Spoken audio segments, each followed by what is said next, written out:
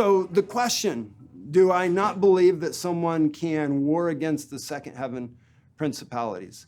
I think that there's a clear right and a wrong way of doing it. I do not believe that we're supposed to be going into the second heaven to find them and war against them, but we've been given authority over everything that we come in contact with. So anything that, as I'm going about my life, if something manifests, and it doesn't matter if it's a principality, if it's a power, if it's Satan himself, if it's in front of me, I have full authority over it to cast it out. But I can't just decide to go do whatever I want to do, because I'm a man that's under authority, and we only have authority to the extent that we're under authority. There has been great damage that's been done to people because they became arrogant in thinking that they had authority over whatever they wanted to have authority over. And they went into some arenas that they never should have went into, and they've had to pay the price for that. The book Needless Casualties of War is really good in defining some of the errors of that. We talked just a little bit on the right way of doing warfare with principalities and powers, because there is a right way of doing warfare with principalities and powers. Most of it has to do with unraveling their strongholds on the earth realm.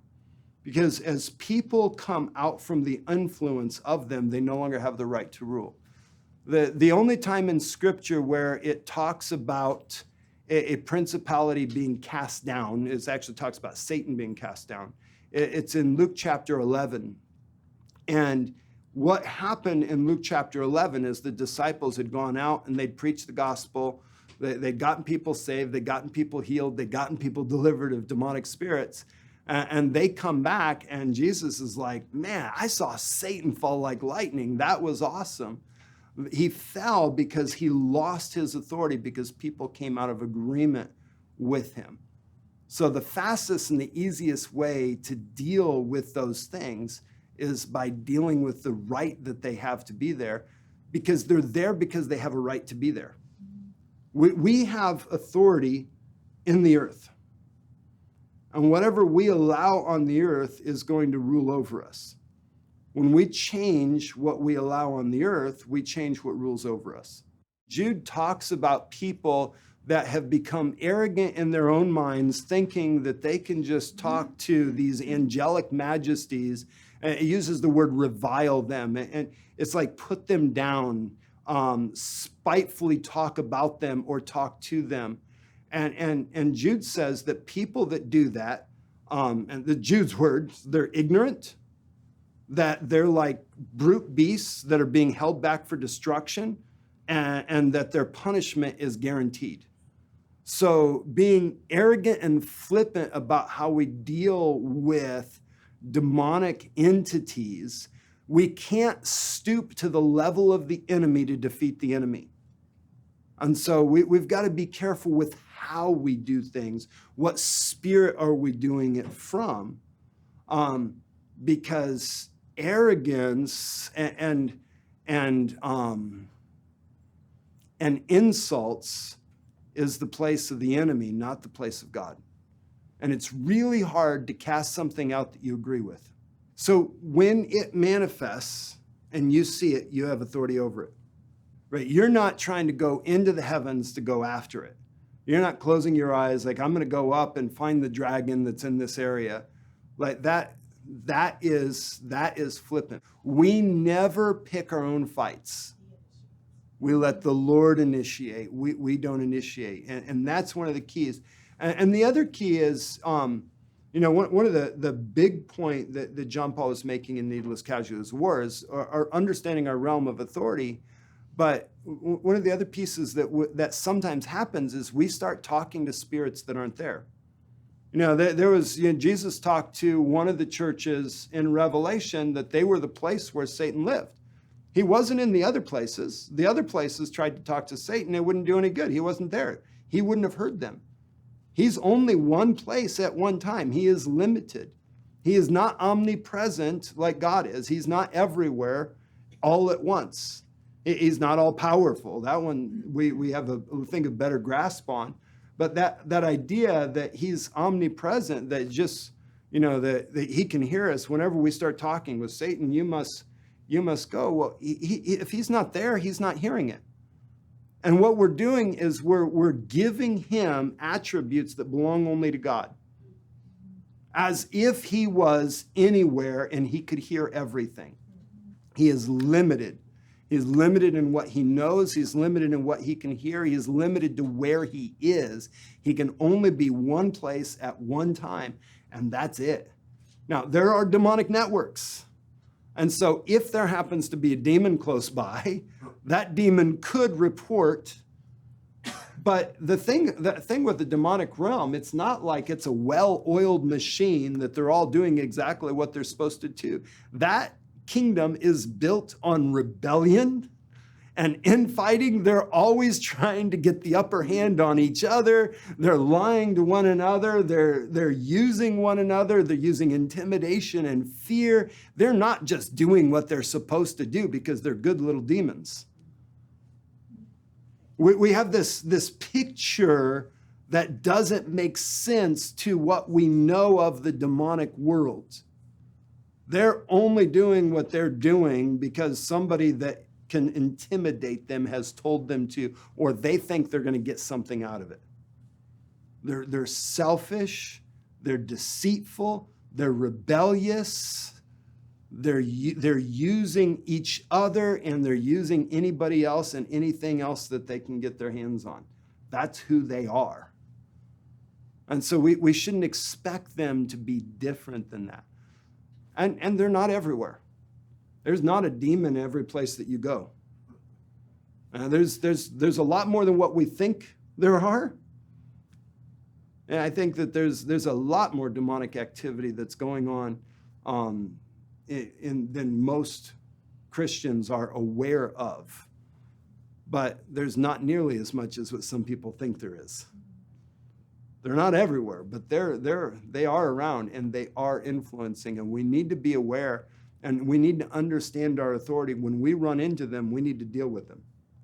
We don't go looking for the fight. Jesus didn't go looking for demons. He went about doing the Father's will, and whenever he ran into a demon, he dealt with it. When it showed up, he dealt with it. He never let a demon get away. Yeah, have you come to torment us before our time? Yeah, get out. He did not play with demons, and he did not placate them. We're not okay with them having influence in any way. And when they show up, we deal with them clearly, decisively, but we do it in the realm of authority that God has given us, with the authority that God has given us, and in the manifestation of the personality of Christ that is in us. We look like Jesus. We smell like Jesus. We act like Jesus, and nothing can change that. No demon should be able to draw you down to its level. And my pastor, a church that we were at for the first few years we were here in Texas, he told me this story about a church that he was overseeing. He'd went and visited this church, and while he was there, the leadership gets up before worship, and they go for about 15 minutes dealing with every type of demon and demonic influence and confusion, and just clearing out the atmosphere and making space for worship. We cast out confusion, we deal with this, get out of here, and then they would go into worship, and worship was good. And so afterwards, he's talking to the pastor and the leadership about that whole situation, because the Lord had spoken to him. Like, well, what started this for you guys? And they had a worship service where there was some interference, and it was so hard to break through and worship. And one of the intercessors had discerned some demonic interference, and they dealt with the demonic interference. And so it cleared up, and worship just exploded, and it was great. A couple weeks later, the same thing had happened, and so they just started dealing with it beforehand so that they didn't have to worry about it during worship. So they started to deal with it. The word that the Lord had given him was this. All the demons in the area know that they can come to your church because they'll get their worship before God gets his. So they all show up so that they can get their attention before you give God his. If you start ignoring him and just focus on God, it'll go away. Wow. And they changed the way that they did it. They began to focus on God instead of assuming that it was there. Now, I'm not saying that you recognize, because there was clearly demonic things that were coming, but they had invited it in by giving it attention. And the way to break that one was for them just to ignore it and worship God. Now, there are times where there's demonic interference and you deal with it, but you don't assume that it's there. If God shows you it's there, then you deal with it. But if you don't see it, you don't assume it. Because you can actually make room for it. Because according to your faith, so be it unto you. If you think that you're going to get attacked by the enemy everywhere you go, guess what? You probably will. But if you don't think you're going to get attacked by the enemy, you probably will sometimes, but it won't be nearly as often. Because if you're doing what God wants you to do, you're going to run into fights. Because God thinks that he's taking over, which means he's going to send you into territory that the enemy thinks he has locked down. And you're going to have to confront it. You initiate the fight. The enemy doesn't initiate it. If you're following God's will, you will be in warfare, but not enemy-initiated warfare. You'll initiate the warfare. But that is a whole lengthy seminar we have on that. And actually, here soon, if you don't have our app already, make sure you download our app, because we're going to be putting that up on a podcast probably by the time this video comes out. It'll be available on our app under podcasts. I've got a whole series on spiritual warfare that I did. We're going to put it out there because we want to get it in everybody's hands. To give some clarity to that whole realm and how to deal with that issue, because we need to deal with it. It's a real issue.